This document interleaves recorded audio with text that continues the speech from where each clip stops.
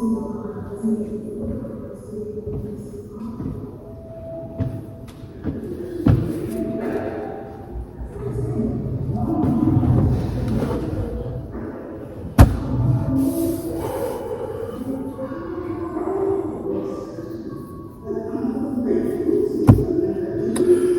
good, YouTube?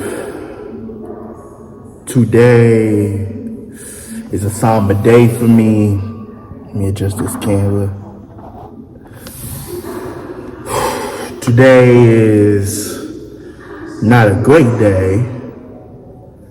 Today is a difficult day, and I had to take a day off. As you know, my predictions have been wrong. But today I'm going to talk about one team that I made a prediction on. And I had this team winning with the healthy squad in 6 games, and turned out they got gentlemen swept. So today, indulge me, forgive me, as you about to hear this little rant session that is about to happen with the Golden State Warriors. The very first thing I want to talk about, or the very first thing I want to say, Steve Kerr, you are a jackass. It's that simple. And the reason I'm saying that is because after the loss last night, the man manipulated the media like always, and these media pundits are not asking him the hard questions. And I'm sick and tired of people thinking that he can get away with certain things and he cannot. I don't give a damn that this man has won 9 total championships, 4 as a coach, 5 as a player. The man's ability to develop players and coach the game at this moment is outdated. The man does not have eyes for talent. And you want me to believe that Steve Kerr can get you a 5th championship, Warriors fans? No. I think a lot of us, like it or not, would love to see Steph get a 5th ring. Why? Because when you look at him in his eyes, he's not a LeBron where he's going to talk bad about the media, trying to control the narrative. No, Steph is about business. He's going to take care of his business, and that is it. So I think in a lot of people's eyes, we would love to see Steph get a 5th ring. But you're not getting a 5th ring with this head coach. I'm sorry. The man's inability to not play Jonathan Kuminga when Steph was out, not even put him in the starting lineup. Like, bro, I'm not saying Kuminga is going to be this Hall of Famer. I'm not saying Kuminga is going to be superstar. But dang it, he has talent enough to where he can score. It is so frustrating watching this man coach on the sideline because he looks lost. Before I keep going, I want you to like, share, comment, and subscribe. If you're brand new to the channel or you're watching my video for the first time, because you're going to get the real authentic version of me in all my videos. Yes, I will edit some things that I feel like I like, but for the most part, you're going to get the real raw version emotion out of me when it comes to my videos, and get the real analytics out of my videos. Thank you, and I appreciate it. But back to what I'm saying. Steve Kerr, you frustrate me, man.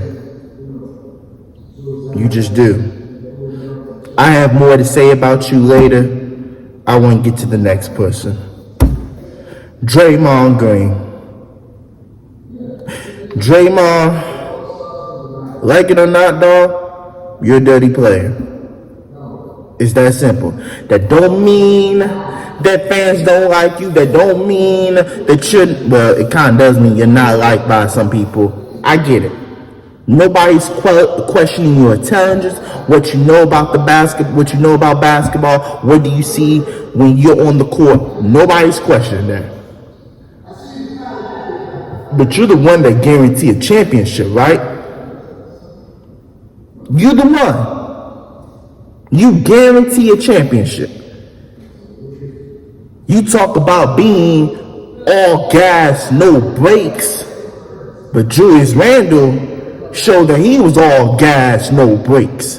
So Draymond, the question is, what if somebody challenged you back? You got a little taste of humble pie in your system, right? Because Rudy Gobert outplayed you. Julius Randle outplayed you. And I get it. You had a lot on your task. You had to guard Steven Adams. You had to guard Alfred Sengun, and then you get to the next round. You gotta guard Julius Randle, and you gotta guard Rudy Gobert. I get it. Still don't matter though. You got dog walk in that second round. Did you know that Julius Randle, when guarded by Draymond Green, was shooting over 50%? Steve Kerr call you the greatest defender of all time. You're not even top 5 for me. All time. I can name 5 players better than you, bro. Want me name it? Bill Russell, Tim Duncan, Shaquille O'Neal, Wilt, Kareem. Defenders. And then we haven't even got to the generation that had like 25 years ago, the 90s and the early 2000s. Shucks, we haven't gotten there. And then there's a guy that's playing in your generation that you can consider as a better defender than you. Kawhi Leonard, maybe. But I would, Kawhi, maybe a better defender than you. Draymond, I don't want to hear. You know what? Let me rephrase that. You got, sir, a bit of humble pie. You guarantee a championship, Draymond. And you know what you did? Not only you guarantee a championship, but you guarantee yourself a second round exit too by your play. Your play sucked. It sucked, Draymond. And you know it sucked. You can't be guaranteeing and then you not producing. And then you can't be producing and expect to win.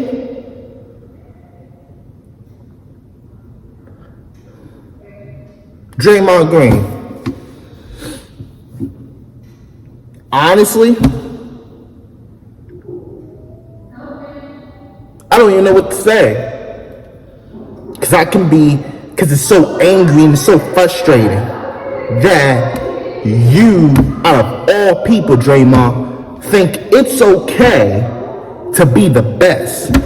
That it's okay that I'm a player with 100% effort and this and that. I'm not saying you did that, but hey, this is what the world we living in, Draymond. If you think I'm spilling a bunch of baloney, just say I'm spilling a bunch of baloney. Draymond, you won't see this. I know what you won't see. But Draymond, you suck that series. And you suck these playoffs. And when you really want to be honest. But I won't be mad. I can't be mad because you did have 2 hard matchups. But your play didn't warrant you wanting to win. If we're just being honest. Next person I want to get to. Brandon Podziemski. The reason I want to get to him is because, and it's not even his fault per se, which is why you know what, I'm gonna do Brandon Podziemski's last, and I'm gonna go to Steph Curry. Steph, I think we all know how much respect we have for you, and how much, you know, I wouldn't say love, but how much admiration you have provided to the game of basketball. But I think there's a conversation that we need to have. And that conversation is you need to step up. You need to stop bullshitting.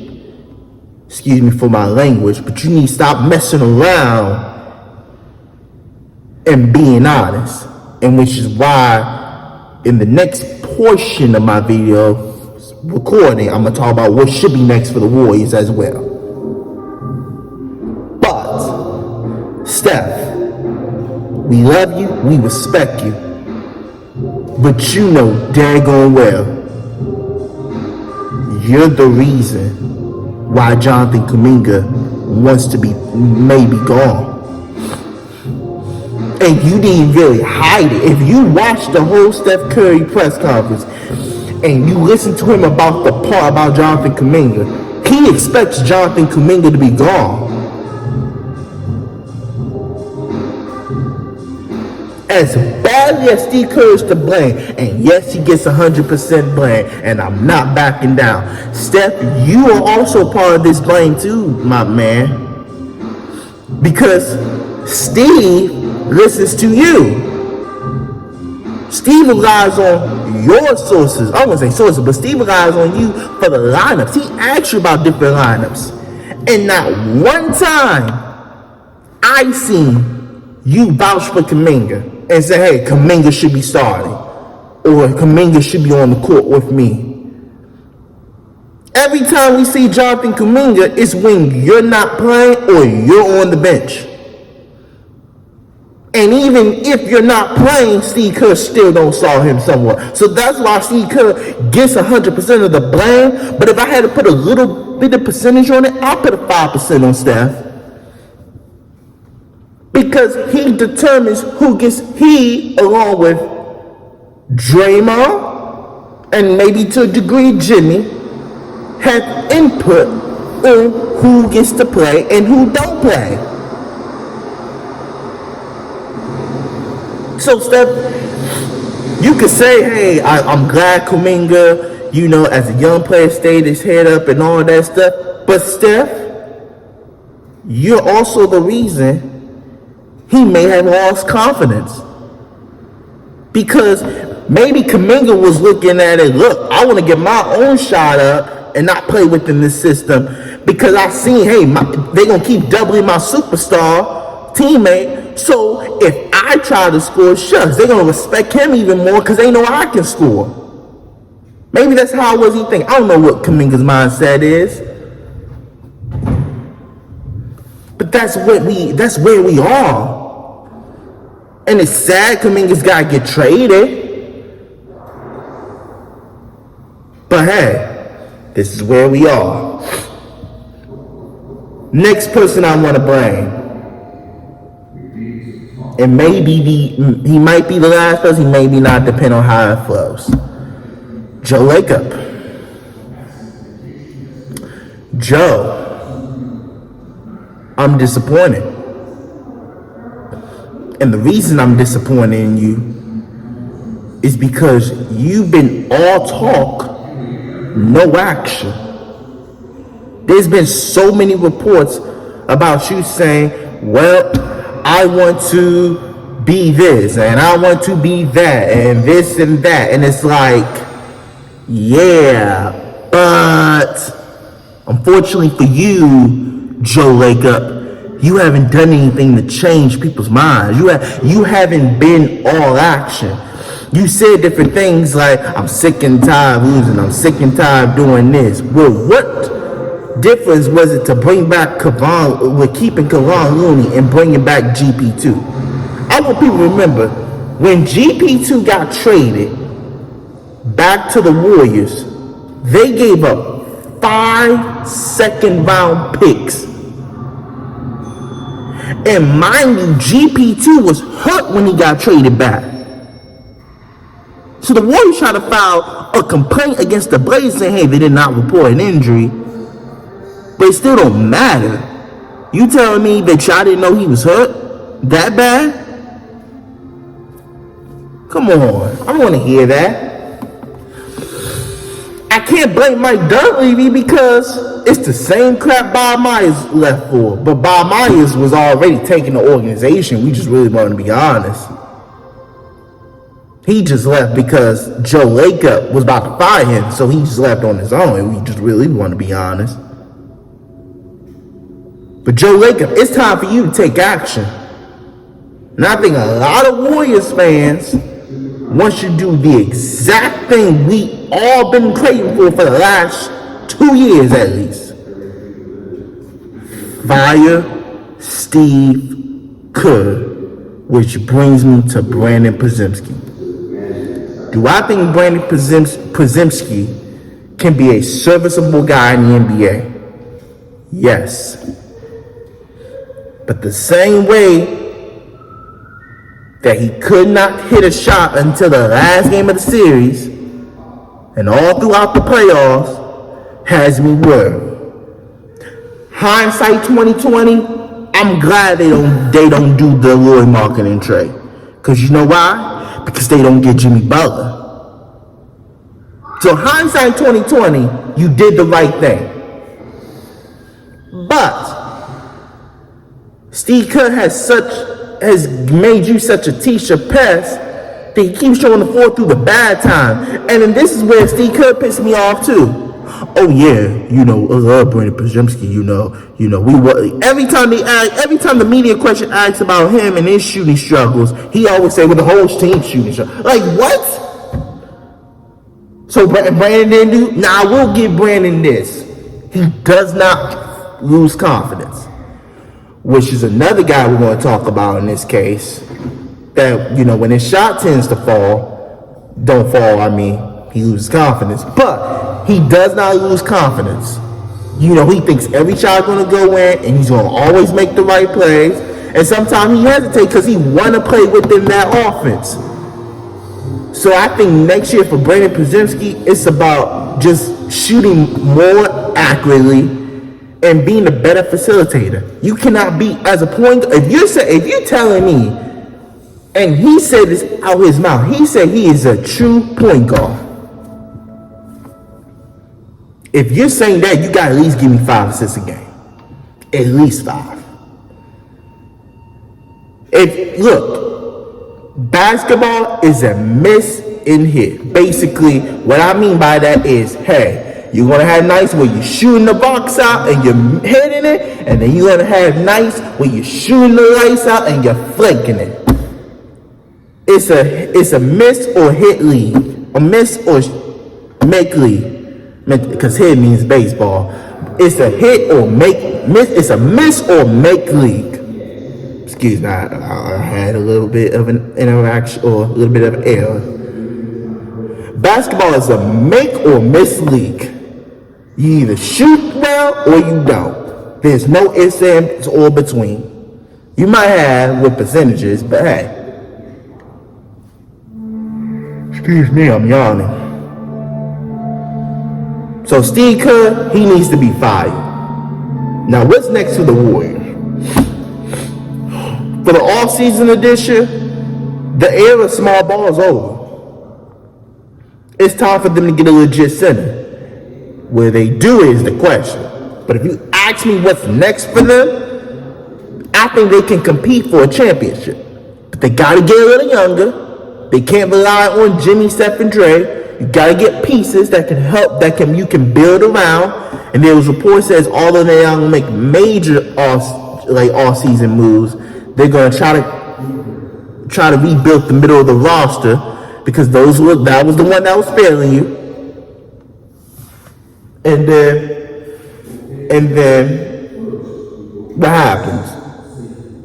There's 4 options that's happened with the Kuminga situation. And I'm gonna give it to you. And shout out to some Cyrus on Golden Days. He gave 3 of the 4, and I'm gonna say the 4th one that I don't think nobody wants to talk about, but I think you have to consider it. So what Cyrus said are 3 options, maybe can happen. But if I had to rank them, the very first option is, unfortunately, I don't want this option because what is it going to fix? Nothing, unless they can fix the roster. So the first option or first scenario that could happen is an expected sign and trade where the Warriors trade Kuminga and Steve Kerr stays at the head coach. That is the most likely to happen. I don't see that not happening because I think the relationship between Kerr and Kuminga is all but dead. all but for nothing left. And I don't think they can play together anymore. I don't think you can go to another season thinking they can. The second option is you sign Kuminga and him and Kerr gotta talk it out. And they tell him, you gotta play him. There's no ifs, ands, or buts. We paying him this money. You gotta find room for him. That's the second option. The third option is basically you sign Kuminga and you let Steve Kerr go and you get another head coach. The reason I put that as the third option is because I don't see Steve Kerr going. But I did hear Rick Barry say something interesting on, the Golden Days podcast with Cyrus. I don't want to butcher his last name, but I think it's Satis. Because I do watch that video. I do watch his YouTube channel when it comes to Warriors, because he knows more than I do on the national level. Maybe Steve Kerr retires. You don't fire him, but he retires. And you sign Jonathan Kuminga and you get another head coach. The only reason I don't think that's going to happen is because of Steph. Which is why my fourth option, basically, is what nobody's talking about. And if I'm Joe Lacob, I am seriously considering this because I want a fresh slate. But you're going to let your stars know. You're going to let Steph know. You're going to let Draymond know. And you're going to let Jimmy know. And you're going to tell them, hey, guys, I still think we can compete for a championship.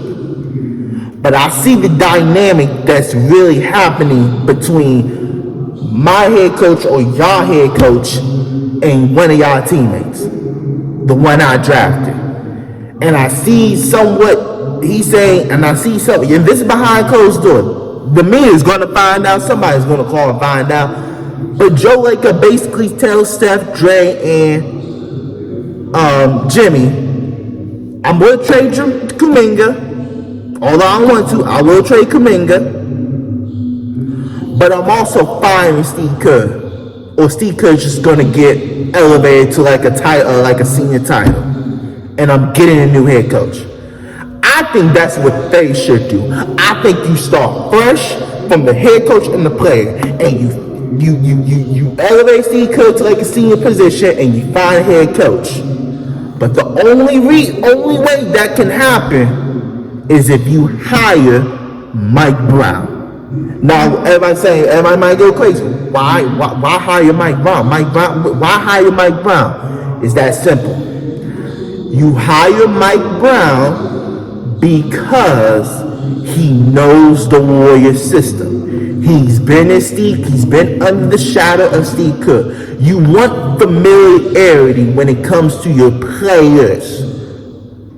And plus, I think they need a voice.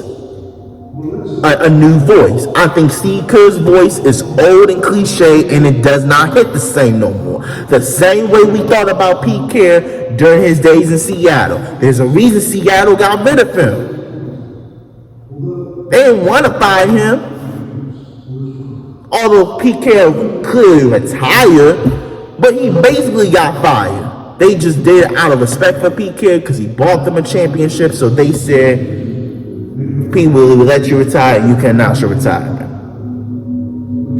But for me, what I would do is I would get a new head coach for the Warriors and trade Kaminga at the same time. Because I truly think this team can compete for a championship.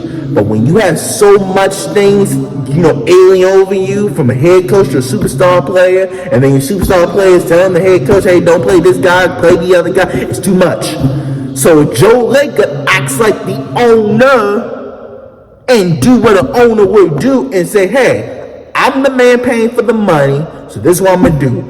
Steve, you either retire or I elevate you to another position, and we get a new head coach, and I will find a trade partner for you, Jonathan Kuminga, so you can play and develop. And that's the end.